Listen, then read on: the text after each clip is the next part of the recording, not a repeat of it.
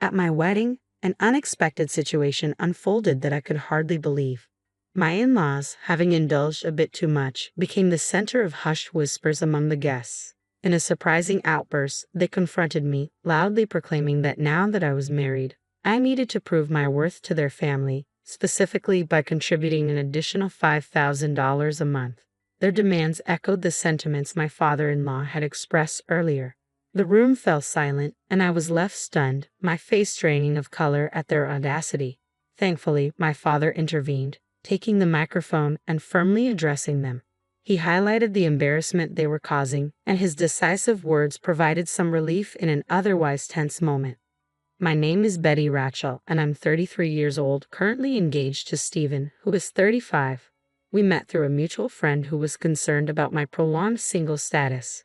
Losing my mother at a young age deeply affected me, and my father took on the role of both parents, working tirelessly to provide for me. This loss led me to guard my emotions closely, making serious dating a rarity. At first, I had reservations about Stephen, but his persistent care and respect gradually won me over. He was always a gentleman, and over time, his unwavering support and kindness allowed me to open my heart again. Dating him brought joy back into my life, making him incredibly special to me. As my relationship with Stephen deepened, I found myself envisioning a future together. When he proposed, it felt like the natural next step for us. Stephen was always incredibly understanding, constantly reassuring me with his supportive words. "Don't worry. If you ever feel unsure about something, I'll be here for you until you feel better. I love you, Betty. You can count on me." His promises to make me happy warmed my heart profoundly, and I knew I wanted to offer him the same depth of care and commitment. When I shared the news of our engagement with my father, his reaction was one of overwhelming joy. He even shed tears, exclaiming, "Wow, Betty, you're finally getting married. I'm so happy for you." I playfully called him dramatic, which led to a touching conversation where he revealed his quiet fears about me never settling down. That moment showcased just how deeply he cared for me, and I felt grateful for everything he had done as a stable parent. I anticipated that the wedding would be an emotional day for both of us, probably with even more tears from him, given how sentimental he had been. With our engagement in place, Stephen and I dove into the hectic world of wedding planning. Balancing our demanding jobs with preparations meant our weekends were packed and our schedules were bursting at the seams. Despite the chaos, we managed to keep our spirits high, looking forward to special moments ahead. One such moment was meeting Stephen's parents for the first time. Though Stephen had met my father shortly after our engagement, scheduling conflicts had delayed my introduction to his parents. Finally, the day arrived, and as we approached their house, I felt a mix of excitement and nerves. I felt a wave of nervousness wash over me, but Stephen was quick to offer comfort. "Don't worry, my parents are very kind," he assured me, helping to ease my anxiety as we stepped into what would be a significant new chapter in our lives together. When I rang the doorbell at Stephen's family home, his mother was the one to greet us. "Mom, I'm home," Stephen announced cheerfully. "Welcome home, Stephen. It's so good of you to come," she replied with a warm smile. As she engaged in light conversation with her son, I took the opportunity to introduce myself. "Nice to meet you. My name is Betty, and I'm Stephen's fiancée." But her demeanor shifted subtly as she turned to me. Her voice dropped a notch from the cheerful tone she had used with Stephen, and her smile faded. "So, you're Betty," she remarked, giving me a thorough once-over that felt more like an appraisal than a greeting. She then led us into the living room, where her cool attitude lingered. "Betty, I'm curious about what you bring to the table. Stephen is our treasure and our only child. If you're going to marry him, you need to be a suitable wife. Are you worthy of him?" Her tone was sharp, making the question feel more like an interrogation. I was taken aback by the unexpected harshness from my future mother-in-law and struggled to find my words. "You're going to join our family, you know. Are you ready for that?" she continued, her words carrying a weight of expectation that felt disproportionate. After all, I wasn't marrying into a royal or famously distinguished family, so why such a heavy commitment? As I pondered how to respond to her probing questions, I sensed her growing impatience with my silence. "When I ask you a question, I expect an answer right away. You're being rude?" Her voice rose with intensity, pushing for an immediate response despite my overwhelming feelings. I managed to respond, "I hope that Stephen and I will support each other throughout our marriage." But my answer didn't satisfy her. What a naive thing to say, she retorted sharply. You're not just supposed to support each other. It's your job as a wife to support Stephen. You don't even understand the basics. Her criticism stung. At that moment, Stephen's father, who had been quietly observing the exchange, stepped in. Honey, calm down, he said gently. Turning to me, he added, I'm sorry about that, Betty. You must have been startled by my wife's words. His calm demeanor attempted to diffuse the tension, and I reminded myself that Stephen's mother was fiercely protective of her only son. Perhaps her sharp words were just nerves speaking out of turn. Just then, Stephen's brother entered the room, his quiet, gentle presence momentarily easing the tension. However, the relief was short-lived as he flashed a disarming smile and voiced his support for their mother's harsh words. What my wife says is justified. What concerns me the most is that you come from a single-parent family, he remarked. Confused, I asked, what do you mean by that? Being raised by just one parent doesn't have a good public image, he explained. We can't be too happy to have someone like that become the wife of our only son, can we? I couldn't let his comment go unchallenged. Hold on a minute. What's wrong with being raised by a single parent? My father worked incredibly hard to raise me by himself, and I'm thankful for my upbringing. I'm proud of my father. Being raised by a single parent doesn't make me any less valuable. Despite my protests, they continued to argue. Since you were missing one parent, you couldn't have learned how to be a good wife, to do housework and such, they claimed. I responded firmly, determined not to back down. I did a lot of housework to help my father, and I can cook pretty well, so please don't say that, I responded, trying to defend myself.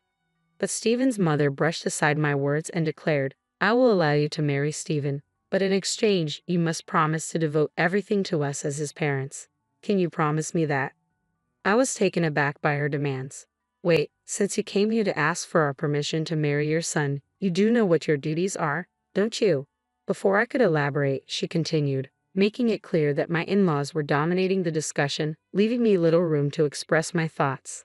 That night, as I reflected on our visit, I realized how deeply this conversation had impacted me. It had been overwhelming, prompting me to consider the dynamics I was about to enter with Stephen's family. Feeling the weight of that encounter, I decided it was crucial to discuss my feelings with him. Stephen, do your parents always talk to people like that? I asked, hoping for some insight or support. He seemed unaffected by my question. What about it? He replied, clearly not seeing the issue. I pressed on, trying to clarify my concerns. Well, I mean the way your parents spoke to me and what they said, I explained. Oh, really? They were just talking about whether you were ready for this marriage, he responded nonchalantly. I understood that his parents were concerned about their son's future, but their approach felt excessive. I get that your parents are worried, but it felt like too much, I pointed out. Really? Why is that? My parents didn't say anything wrong. Besides, they permitted us to get married, so don't worry about it, he reassured me. His response troubled me. It seemed he was more aligned with his parents' views than with understanding my feelings. Sensing my unease, Stephen hugged me. Betty, you don't have to worry so much. My parents are just a bit upset because their only son is getting married, he explained, though his words felt like he didn't fully grasp my concerns. It's all going to be fine. Don't overthink it. I'm sure they just want what's best for us. They want us to be as good a couple as they are, which is why they were a bit harsh, he added. Oh, I replied, somewhat skeptically. Stephen seemed to think his parents' high expectations were normal, but I couldn't shake the feeling that it wasn't right for them to diminish me simply because I was raised by a single parent, and I couldn't understand how anyone could hold such views while claiming to be supportive partners. This wedding was about Stephen and me. We should be the focus, not his parents' approval or disapproval. Despite my frustration, I decided not to dwell on my opinions. Then, the wedding day arrived. The venue buzzed with our relatives, friends, colleagues, and bosses. As I walked in the aisle with my father, who had lovingly raised me, a whirlwind of emotions washed over me. Stephen and I exchanged our vows and rings, and the room erupted in applause. Despite the challenges we faced, this was our moment, and I was determined to cherish it. As I walked in the aisle with Stephen, the reality of marrying him sank in, filling me with an unprecedented joy. The reception hall was alive as we entered, greeted by videos of our journey together playing in the background, adding a personal touch to the celebrations. I reveled in reconnecting with friends I hadn't seen in a while, receiving heartfelt congratulations from many. Despite my initial reservations about Stephen's parents, I felt relieved and genuinely happy to have chosen to marry him. We planned to officially register our marriage after the ceremony, a step that would unite us as husband and wife. I savored every moment, basking in the happiness of the day. However, as the event progressed and it came time to greet our guests, a sense of unease returned. Stephen's parents, standing in line with us, were noticeably unsteady on their feet, their faces flushed a deep red, a clear sign they had indulged too much in the celebration. Some relatives quietly inquired if they were all right, and it was embarrassing, but we had to proceed with the ceremony's conclusion.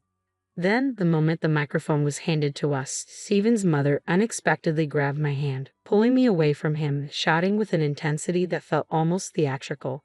"Listen to me, Betty. After this wedding, you're going to devote yourself to us completely. Prepare yourself because we are going to test you hard." Murmurs rippled through the guests, some chuckling, unsure whether to take her seriously. But things took a turn for the worse when Stephen's father snatched the microphone, bluntly criticizing my appearance. "Betty, don't you feel embarrassed wearing a dress like that? It doesn't suit you at all, dear." His mother quickly chimed in, nodding in agreement. The whispers among the guests grew louder, shifting to a more concerned tone. I turned to Stephen, my eyes wide with shock, pleading for his support, hoping he would intervene and stop his father's rude comments. The situation demanded that he stand up not just for me but for the respect and dignity of our union. A tense moment unfolded, illuminating the dynamics of my new family. Stephen's parents, clearly intoxicated, began making demands of me, stating that if I were to truly be part of their family, I felt the pressure to prove my financial contributions. "After you register your marriage, you should give us a few thousand a month from your entire bonus," they insisted. Their demands left me stunned, my face paling as they continued to berate me. Seeing my distress, my father intervened. He took the microphone from them and said firmly but respectfully, "Enough of this. Don't you realize you're making fools of yourselves?" Despite his calm demeanor, Stephen's parents reacted harshly, questioning his interruption and degrading him as a single parent, asserting that single parents were never any good. Their audacity stung deeply, but my father remained composed. "You people are worse than I imagined. You refuse to meet me because I'm a single father," he responded. Then, a surprising turn of events, he revealed a connection that took everyone by surprise. "I never thought someone like you would work for President Roy. President Roy is a respectable person, and I assumed his employees would be decent as well." The mention of President Roy, a business partner of my father's and an old friend, visibly shook my father-in-law. My father continued, "And speaking of single parents, President Roy was raised by his mother alone, so you just insulted the president of the company you work for." I watched as the realization of their mistake washed over my in-laws, the dynamics in the room shifting dramatically. My father-in-law, once bold and commanding, now appeared diminished and anxious. "I apologize, sir. Please don't tell the president about this," he pleaded, his tone desperate as he suddenly fell to his knees, a stark contrast to his earlier bravado. This moment was pivotal for me, revealing both the true colors of Stephen's family and the strength and connections of my own. It became clear that Stephen, who had remained silent, might never protect me from his parents' overreach. This realization was painful but necessary as I contemplated our future together. Amidst the buzzing hall filled with our guests, the tension peaked. I sensed Stephen's defeated demeanor while guests caught between shock and amusement began recording the unfolding scene. My father, standing resolute and unyielding, approached me. "No matter how much you apologize, you can't take back your words," he said firmly. He then asked if I wanted to leave with him, and without hesitation, I nodded. I agreed, taking the microphone from Stephen. With clarity and finality, I addressed everyone in the room. "Thank you for the entertainment, but there will be no marriage," I announced, directing my words at Stephen, his parents, and all the guests. "I'll ensure that all gifts and contributions for this occasion are returned." With that, I left the reception hall alongside my father. As we exited, I caught a glimpse of Stephen and his parents, their faces a mix of shock and dismay. Behind them, their relatives gathered, concern etched on their faces as chaos began to unfold in the room. In the days that followed, as I returned money and gifts, many guests expressed their sympathy and admiration for my decision. They commended my father and me for our integrity and courage in facing such a difficult situation. The aftermath of the reception rippled through Stephen's social and professional life. His coworkers who had witnessed the ordeal spread the word, tarnishing his reputation and highlighting his inability to stand up to his unreasonable parents. This painted him as someone lacking character. Embarrassed and unable to face his colleagues, Stephen ultimately resigned from his job. The fallout extended to his father as well. The president of the company, having learned about the incident through the grapevine, took decisive action. Stephen's father was demoted and reassigned to a remote division, a clear statement about the company's commitment to integrity and respect. Meanwhile, Stephen's family found themselves increasingly isolated within their community and extended family, a direct consequence of their actions at the wedding. While this was unfortunate, it served as a stark reminder that actions have consequences, often unavoidable ones. Life went on for me, with lessons learned and new beginnings on the horizon. Following the dramatic end to my planned wedding, I took the time to strengthen my bond with my dad. We spent more quality time together, deepening my appreciation for everything he had done for me. One day, he initiated a serious conversation that took me by surprise. "Betty, are you interested in running the business?" he asked, his eyes filled with hope and seriousness. "Do you mean?" I hesitated, unsure of where he was leading. "Why don't you work towards becoming the president of my company?" he suggested. The idea was a significant leap, yet he seemed confident that I was ready for it. "I'll do my best, I promise." A swirl of excitement and nervousness taking over me, I decided to focus on advancing my career and set aside any romantic entanglements for the time being. I was determined to prove to myself and my dad that I could excel and perhaps one day become a great leader like him. Currently, I am deeply engaged in learning every aspect of my dad's company. The work is challenging but immensely rewarding, and I am committed to seizing this opportunity.